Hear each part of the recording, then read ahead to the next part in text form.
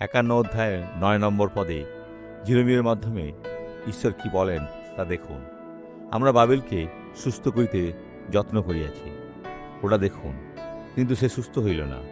তাহাকে ত্যাগ করো, আমরা প্রত্যেকজন আপন আপন দেশে যাই, কেননা উহার বিচার গগন স্পর্শে, আকাশ পর্যন্ত উচ্চীকৃত। ইসরায়েল সেখানে কাজ করতে চেয়েছিল, কিন্তু ঈশ্বর তা অনুমোদন করেননি, কারণ বাবিল অনেক দূর এগিয়ে গিয়েছিল। ঈশ্বরের কোনো দাসের উপর অত্যাচার করবেন না, না তাদের মিথ্যা বলুন। ঈশ্বরের একজন দাসের কাছে গিয়ে তাদের আশীর্বাদ করার চেষ্টা করুন এবং তাদের ক্ষতি না করার জন্য আমরা প্রার্থনা করি। পিতা, আমি প্রার্থনা করি এ ব্যক্তি জীবনের শত্রুর প্রতিটি কাজ আমি পঙ্গু করে দিই।